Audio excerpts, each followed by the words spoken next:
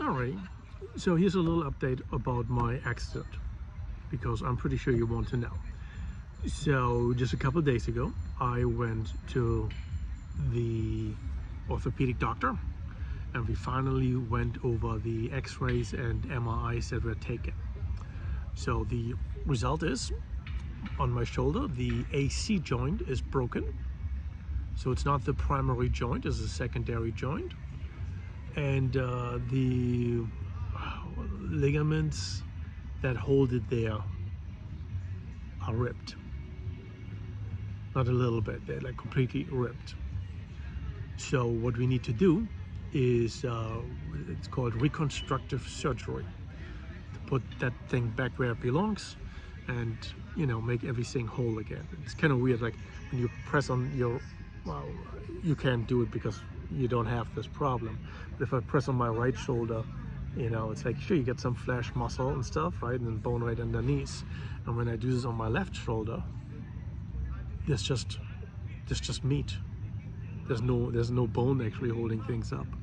It's quite weird. So the bone's sticking up there a little bit. Anyway, so I do need reconstructive surgery for the shoulder. Here's a fun part. After the accident, we started this out as a no-fault case, because car accident, it's, you know, the easiest way to immediately have things covered, right? Hospital and stuff, everybody is covered under no fault immediately. But I was working, I had customers, I had just picked them up literally on the same block, and they were only in my car for like, I don't know, 20-30 seconds. And so I was officially on a trip with Uber, with passengers in the vehicle, which makes it a work-related accident, and that requires workers' comp. And workers' comp is, well, there's other things, you know, you have other protections with that. It's different from no fault, which comes with your car insurance. So here's the fun part about this. If it had been just a no-fault case, we could have scheduled surgery for the following week, which would have been awesome. That would be next week or this week, depending on when you watch this after posting. But because it's actually a workers' comp case, while I have filed with workers' comp, but not immediately, workers' comp needs to acknowledge that there's a case and then approve the surgery. And the general time frame for this is like around 8 weeks, which means I may not have surgery until December, 2 months away. Not excited about that. In the meantime, it's been 5-6 weeks that I have not worked, and I have no money, I have no income. Now, workers' comp, once they accept the case, they pay you like a small amount. It's based on your tax returns. But for me, as you know, for most people, this still means that for 6, 8, 10, 12 weeks or so, until they, you know, get around to doing these things, you might easily have no income for that time period. You know, you will get a lump sum when they finally pay you, but that still means you need to be able to cover the period in between out of pocket, which can be challenging if you don't have money. Thanks God for credit cards. Anyway, now while I am actually self-employed, I'm still covered with Uber and workers' comp. But as a self-employed person, when I file my taxes, the goal is to pay as little taxes as possible. I mean, within reason, right? So as a business, there's a lot of deductibles, tax write-offs, anything that lowers your income, right?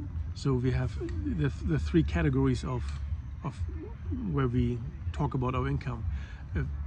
As a business, you could say it's gross revenue, right? That's all of the money that came in. Then there is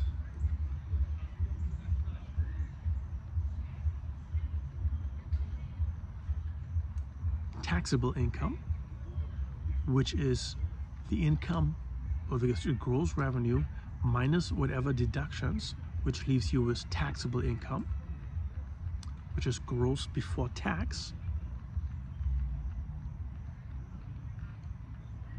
And then there's net, the actual money that you're having. Then it's your net income. And workers' comp will use not gross revenue. They're not going to pay you based on revenue. I don't know, like last year or so, my gross revenue was probably 140, 150,000 or something. The numbers seem big, a little misleading, because my gross revenue is actually, or can also be, gross revenue including what Uber is getting, which is not my money. I would have to deduct that. Gross revenue is also things like sales tax, right? Because it came in somehow, right? Gross revenue is also, say, tolls, additional costs that accumulate, which are not my income. Hey there, sweet cheeks. Yep. Squirrel.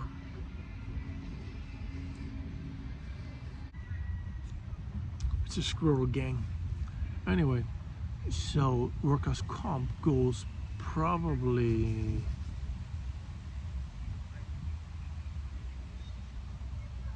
What are you doing here? Don't come that close. I don't want to feed you.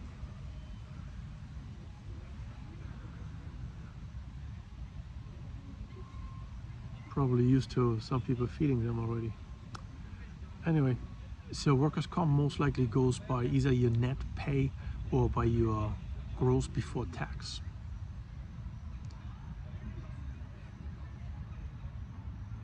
Which is usually lower than your actual income.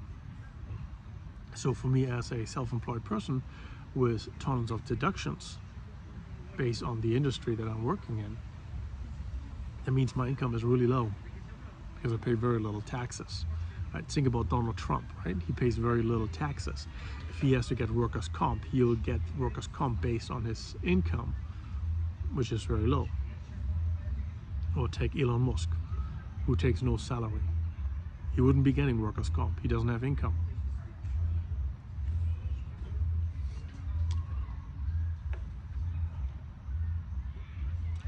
So when workers' comp finally pays me, they're going to be paying me very little money. And for the industry, Uber has, I'm not 100% sure how that works. They're assessing numbers in a certain way. And I think the minimum pay for me as a driver would be $300 a week. For New York City, that is half minimum wage.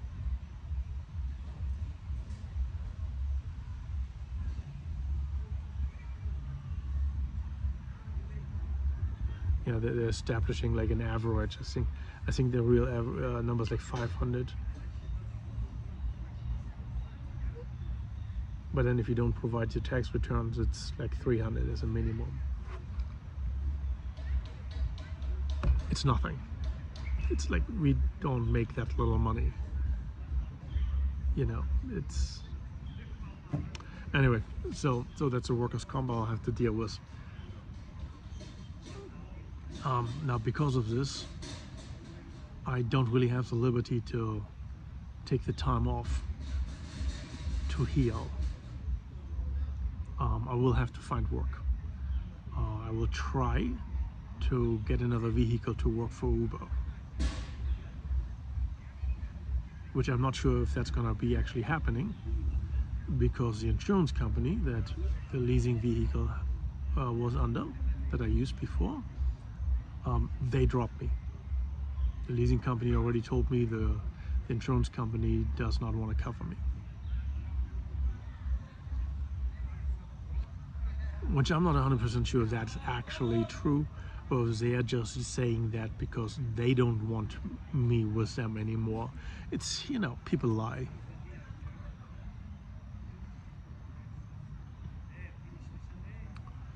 So, but yeah, one way or the other, I've got to find work again.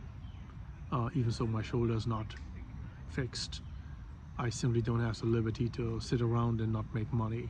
It's just going to run me into financial ruin, and that's not going to help me. Now I've got to be careful because the shoulder is damaged and it needs healing, but the real healing happens after the surgery. Alright, so I still have pain in my shoulder and stuff. It doesn't feel great, and you know, I can't do any real physical work with this.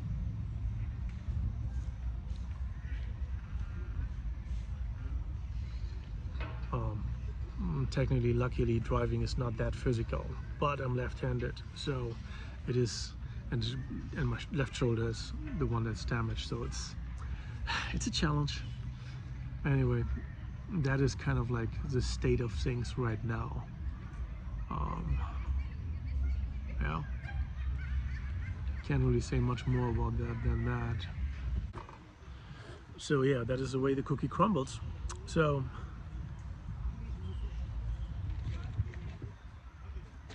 yeah, enough sitting around.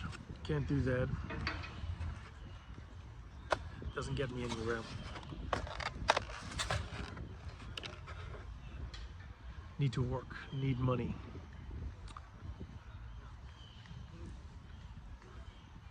It's what's the most upsetting is that workers' comp takes such a long time just to approve the procedure.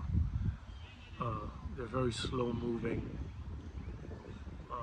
It's quite unfortunate, but nothing we can do about it, right? We got to deal with the cards that we are dealt and do the best that we can in that environment. So that's what we're gonna be doing.